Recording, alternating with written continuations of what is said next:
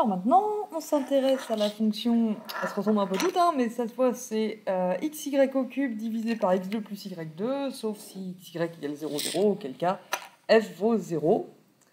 Il faut qu'on montre que f est différenciable au point 0, 0 en utilisant la définition, comme on a déjà fait quelques fois dans des vidéos précédentes, et ensuite en montrant que les dérivées partielles de f existent et sont continues en 0, 0. Alors faisons déjà la méthode traditionnelle avec la définition. Alors, pour montrer que f est différenciable avec la définition, il faut qu'on montre que f admet un gradient en 0, 0, donc admet des dérivées partielles en 0, 0, et ensuite il faut qu'on montre que f de h moins f de 0 plus h moins f de 0, 0 moins gradient f produit scalaire avec h, le tout divisé par norme de h, il faut que ça tende vers 0 quand h tend vers 0, 0. Donc il y a deux étapes. La première étape, c'est de calculer le gradient de f en 0, 0. Donc il nous faut les dérivées partielles.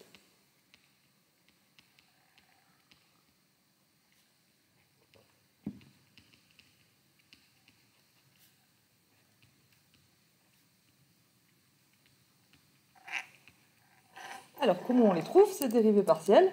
On calcule du coup pour un réel h non nul.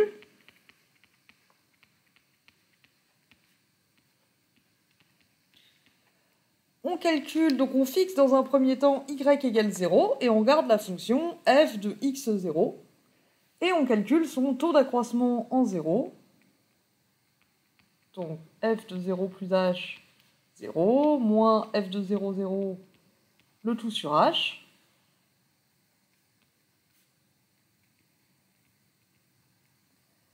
Ça fait donc f de h0 sur h. Et f de h0, ça fait h au cube fois 0 sur h2, pardon, ça fait h fois 0 au cube, ça ne change pas grand-chose, sur h2 plus 0 au carré, ça fait 0. Et si je divise 0 par h, ça fait toujours 0. Et quand h tend vers 0, ça tend vers 0. Donc df sur dx de 0, 0, ça existe déjà, et ça fait 0.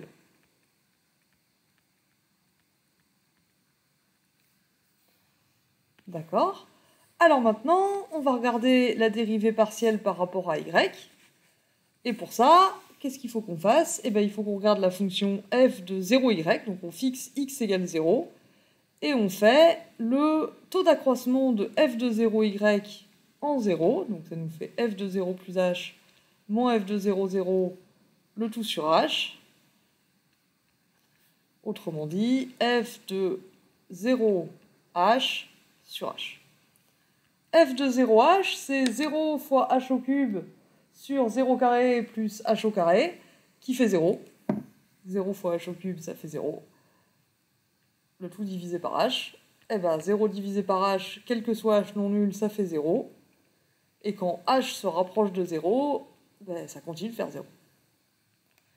Donc la dérivée partielle de f en 0, 0 par rapport à y, elle existe et elle fait également 0.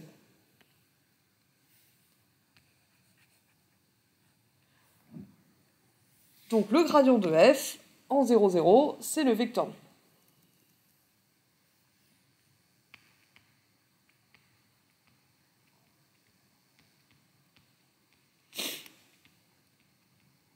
Alors, équipé de ce gradient,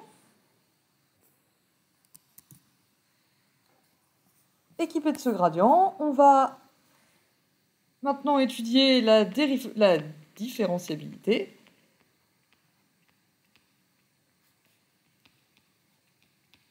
Donc cette fois, on va prendre h non pas réel, mais dans R2. Donc différenciabilité.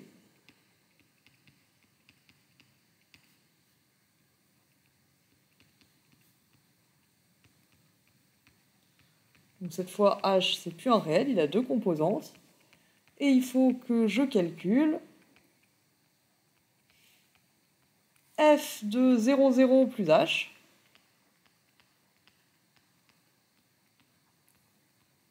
moins f de 0, 0,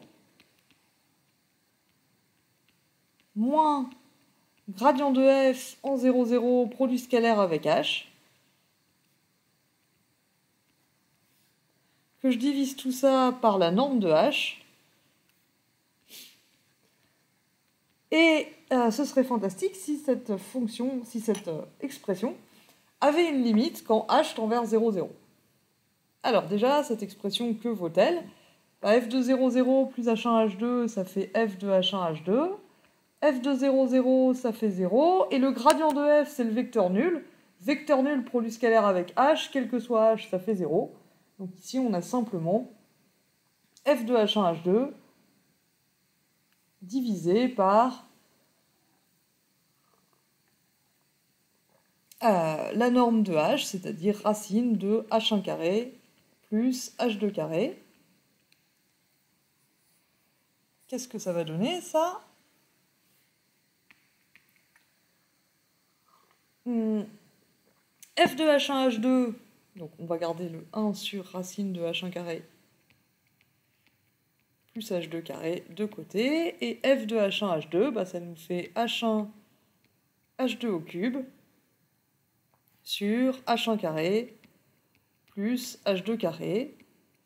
Ici, j'ai h1 carré plus h2 carré à la puissance 1,5. Ici, j'ai h1 carré plus h2 carré à la puissance 1.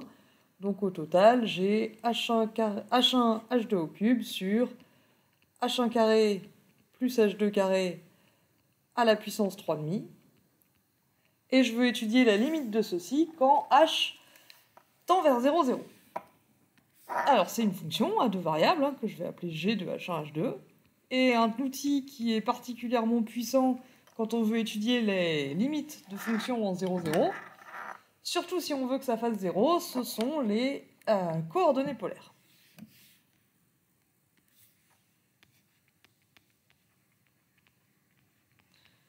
Que donne g de h1, h2 en coordonnées polaires? Est-ce que valeur absolue de g de h1, h2 moins la limite qu'on veut, qu'on espère, c'est-à-dire 0, est-ce que ça tend... Est-ce que ça, je peux le majorer par une fonction de r qui tend vers 0 quand r tend vers 0?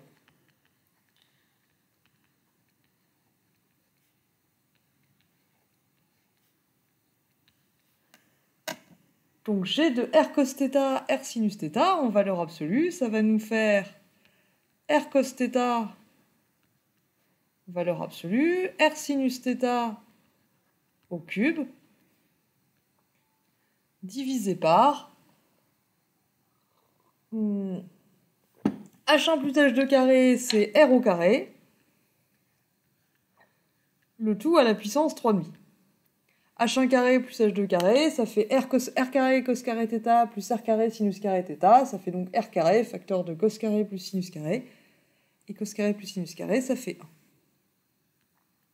1. Alors, des r au dénominateur, j'en ai un ici, puis j'en ai r au cube là, donc j'ai r puissance 4, valeur absolue de cos θ, valeur absolue de sinus θ au cube, divisé par r au carré à la puissance 3,5, ça nous fait du r puissance 3.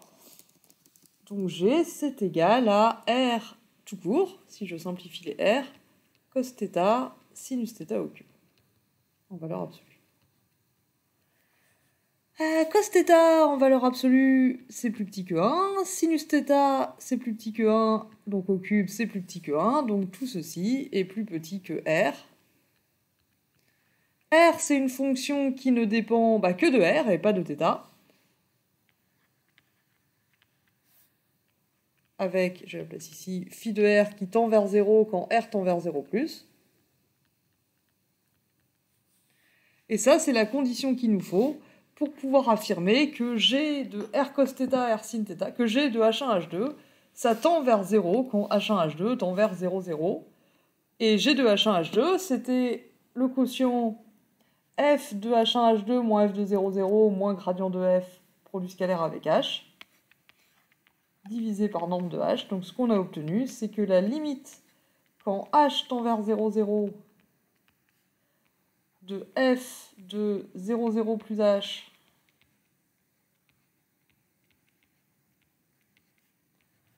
moins f de 0, 0, moins gradient f produit scalaire avec h, sur nombre de h, c'est bien 0, autrement dit, f est différenciable.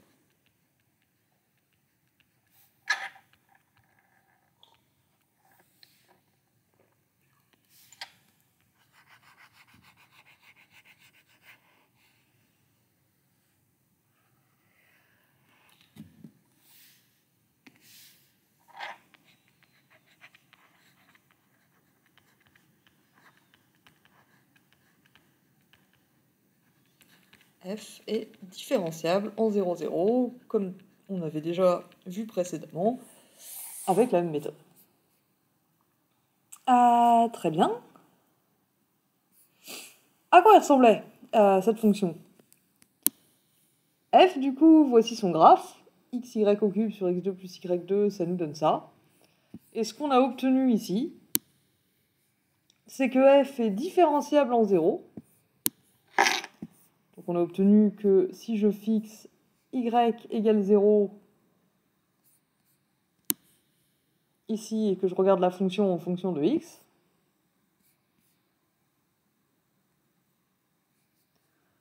toc, c'est la fonction constante nulle, c'est ce qu'on a obtenu, donc elle est dérivable et sa dérivée est nulle. Jusqu'ici, rien de bien surprenant. C'est la même chose si je fixe x égale 0 et que je regarde la fonction seulement dans la direction de y. On obtient une fonction plate qui a une dérivée nulle en 0. Alors ça ne suffit pas pour la différenciabilité. La différenciabilité, géométriquement, c'est est-ce qu'il y a un plan tangent au point 0, 0 pour ce graphe. Et ce qu'on a obtenu, c'est que s'il y a un plan tangent, son équation devrait être df sur dx de 0, 0 fois x moins 0, donc 0, puisque df sur dx de 0, 0, ça fait 0, plus df sur dy de 0, 0 fois y moins 0, donc 0, plus f de 0, 0, donc 0. Donc le plan tangent, c'est z égale 0. Ce qui a l'air vrai, hein. Ici sur le graphe, on voit que le plan d'équation z égale 0 a effectivement l'air d'être tangent au graphe de f, pardon, au point 0, 0. Donc c'est ce qu'on a obtenu avec la définition. Alors maintenant, on nous propose autre chose. On nous propose de montrer le même résultat, donc la différenciabilité de f en 0, 0, en calculant les dérivées partielles et en montrant qu'elles sont continues en 0, 0. Donc ce qu'on a vu jusqu'ici, c'est que df sur dx et df sur dy sont... Ça va nous donner des fonctions. df sur dx de 0, 0, c'est un nombre, mais df sur dx de xy, ben ça dépend de xy, ça nous fait une fonction de xy. Et si on calcule cette fonction, elle va prendre certaines valeurs en différents points du plan, et elle va prendre une valeur en 0, 0 qu'on a déjà calculée, df sur dx de 0, 0, on a vu que ça faisait 0. Et la question, c'est est-ce que cette fonction est continue en 0, 0 ? Même chose pour df sur dy, et si les deux sont continus en 0, 0, alors la fonction est différenciable. C'est un critère qui, normalement, si je ne dis pas de bêtises, fait partie de votre cours. Si une fonction a des dérivées partielles continues en un point, alors on dit qu'elle est C1 dans ce cas-là, et elle est différenciable.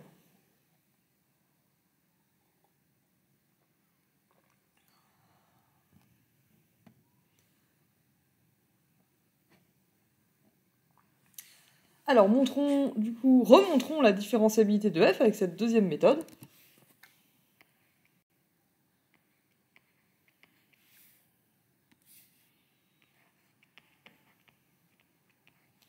Donc on a déjà obtenu les dérivées partielles en 0, 0. Et pour étudier leur continuité, il ne suffit pas d'avoir leur valeur en 0, 0, il faut qu'on ait aussi leur valeur pour les points voisins de 0, 0. Donc il faut qu'on calcule df sur dx et df sur dy pour xy différents de 0, 0. Des dérivées partielles, pas des dérivables partielles.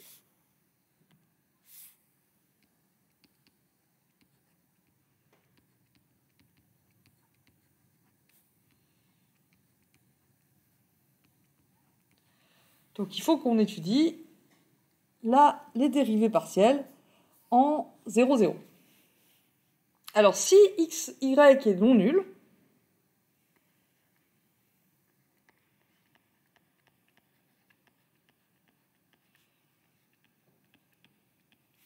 la fonction,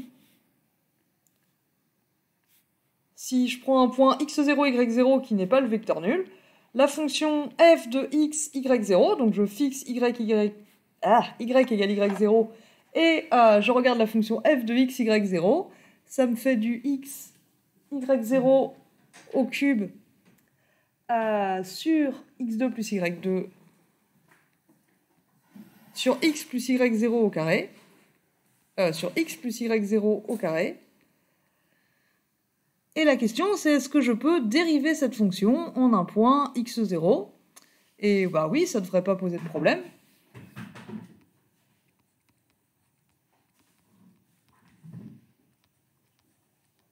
En appliquant les formules usuelles de dérivation, on obtient du coup que si je dérive cette fonction en x0 par rapport à x, j'obtiens df sur dx de x0, y0. Qu'est-ce que ça donne? Ça va me donner y0 au cube fois x0 au carré plus y0 au carré, moins x0, y0 au cube fois la dérivée du dénominateur, donc 2x0, et puis c'est déjà pas mal, divisé par le dénominateur au carré, x0 au carré plus y0 au carré, le tout au carré.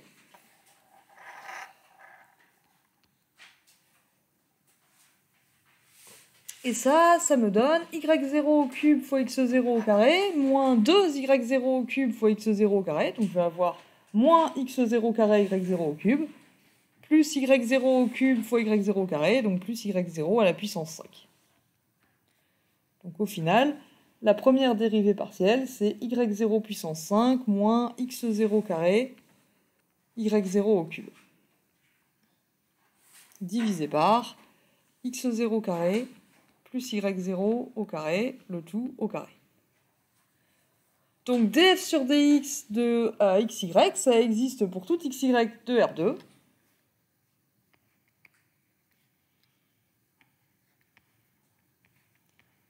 Et ça nous donne y puissance 5 moins x2, y3 sur x2 plus y2 au carré si xy est non nul.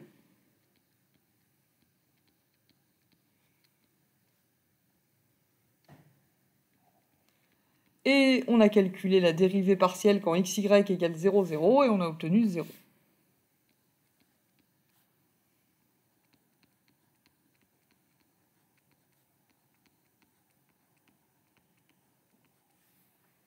Donc 0 si xy égale 0, 0. Est-ce que cette fonction est continue en 0, 0? C'est ça la question à laquelle on doit répondre.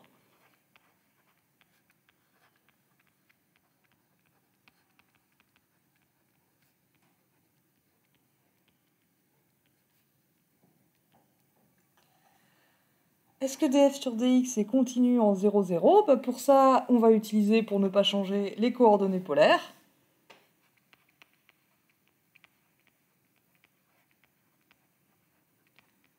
Donc il faut qu'on regarde si df sur dx de xy moins df sur dx de 0, 0, ça tend bien vers 0 quand xy tend vers 0, 0. Et pour ça, on écrit donc df sur dx de r cos θ, r sinus θ, moins df sur dx de 0, 0, qui fait 0.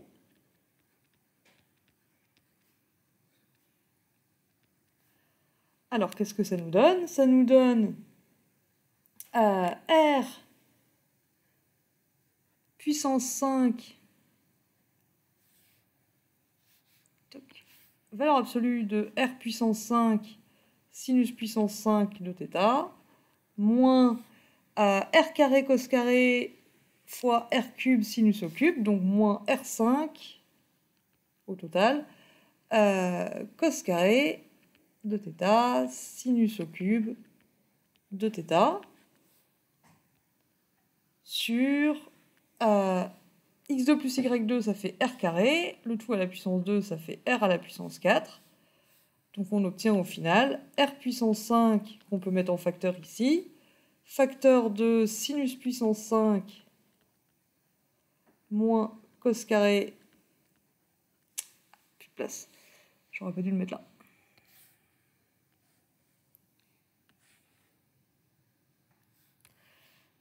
Moins cos carré sinus au cube, le tout sur R4. Alors les R se simplifient, il reste R tout court, et sinus puissance 5 moins cos carré sinus au cube, je peux le majorer avec l'inégalité triangulaire, et ça me fait R facteur 2, sinus puissance 5, donc c'est plus petit que R fois sinus puissance 5 tout seul, plus cos carré sinus au cube en valeur absolue. Donc ici, on a utilisé que si on a deux réels A et B, A moins B, si on a besoin de le majorer, ça marche pas toujours, mais on peut l'écrire A plus moins B, enfin, ça marche pas toujours, ça sert pas toujours à quelque chose, ça marche toujours, mais ça sert pas toujours à quelque chose. Et avec l'inégalité triangulaire, on majore par valeur absolue de A plus valeur absolue de moins B, et ça, c'est pareil que valeur absolue de A plus valeur absolue de B. C'est ça que j'ai fait ici, pour pouvoir majorer ça, parce que maintenant, ça, je sais que c'est plus petit que 1, et ça, bah, les deux sont plus petits que 1, donc le produit aussi. Donc tout ça, c'est plus petit que 2R. 2R, c'est une fonction qui ne dépend que de R et pas de θ. Je vais l'appeler phi de R, et je constate avec joie que phi de R tend vers 0, quand R tend vers 0+. Donc, df sur dx de xy tend vers 0 quand xy tend vers 0, 0, et 0 c'est bien la valeur de df sur dx en 0, 0, donc df sur dx est continu en 0, 0.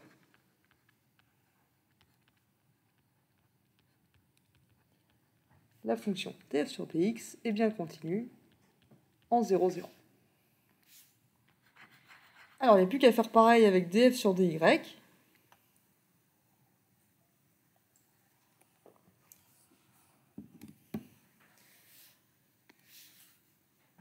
Et bien du coup, il faut commencer par calculer df sur dy. Donc d'autre part, si je prends un point non nul, et que je regarde la fonction f de x0y, donc je fixe x égale x0 et je fais varier le y, c'est donc la fonction x0 y au cube sur x0 carré plus y0 carré. Bah, cette fonction-là, je vais pouvoir y carré, pardon. Je vais pouvoir la dériver en y0.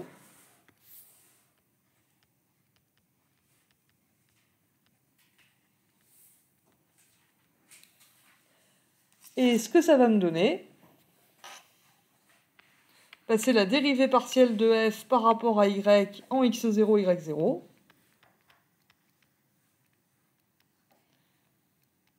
Et cette dérivée partielle, du coup, si j'applique les règles de dérivation habituelles, ça me fait 3x0, y0 carré, fois x0 carré plus y0 carré, moins x0, y0 au cube, fois la dérivée du dénominateur, donc fois 2y0. Le tout divisé par le dénominateur au carré, x0 plus x0 au carré plus y0 au carré au carré. Alors, qu'est-ce que ça se simplifie, ça? On a donc des 3x0 au cube y0 au carré.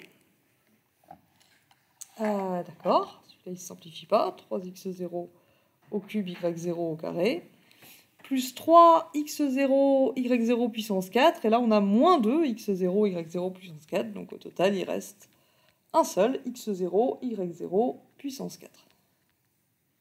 Le tout sur x0 plus y0 sur x0 carré plus y0 carré au carré. Donc df sur dy de x0, y0, c'est la fonction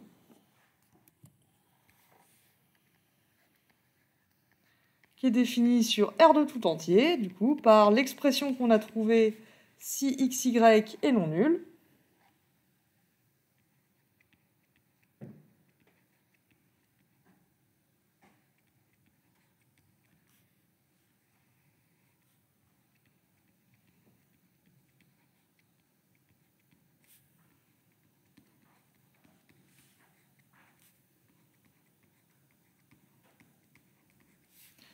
Et on a trouvé que df sur dy de 0, 0, ça faisait 0. On a trouvé ça dans la première partie. Et à nouveau, ce qu'on se demande, c'est est-ce que cette fonction est continue en 0, 0.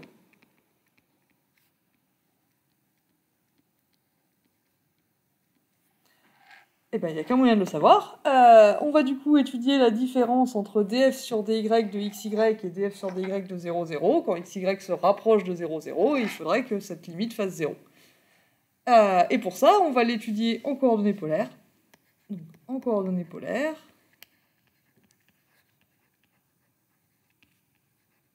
qu'est-ce que ça donne ?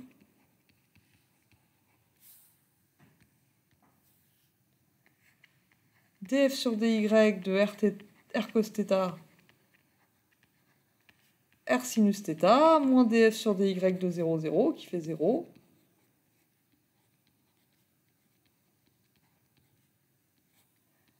Ça nous fait donc 3 r au cube cos θ au cube fois r carré sinus carré, donc ça nous fait au total du r puissance 5 cos θ au cube sinus θ au carré, c'est ça.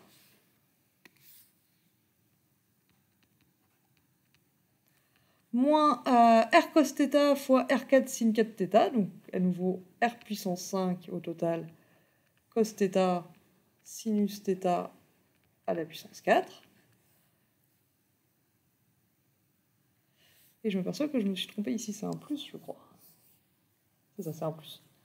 Donc ici aussi. Ça change rien en fait, mais c'est un plus.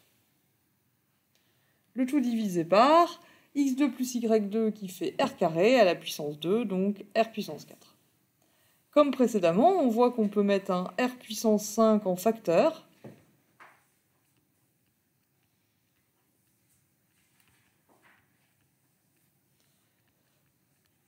Et après, on a tous les termes trigonométriques ici, qui va se simplifier avec le r à la puissance 4 au dénominateur.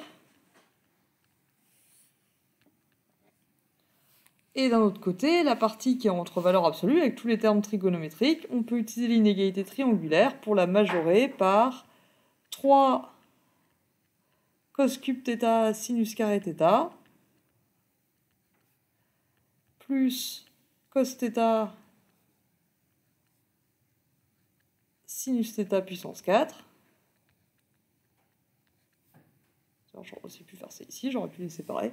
Bon, ça change rien parce que finalement, tout ce qu'on obtient, c'est que cos au cube, c'est plus petit que 1, sinus carré aussi, cosinus aussi, sinus aussi. Donc tout le monde ici est plus petit que 4. Donc j'arrive à majorer ça par 4R.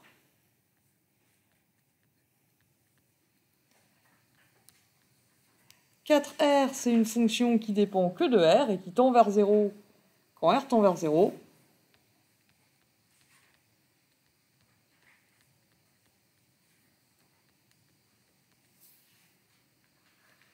Donc on en déduit que df sur dy est continu en 0, 0.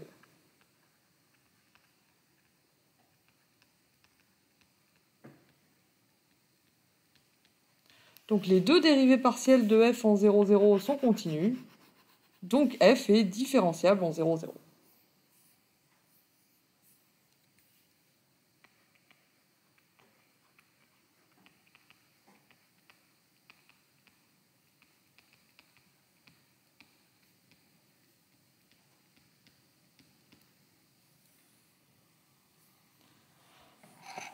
ce qu'il fallait redémontrer.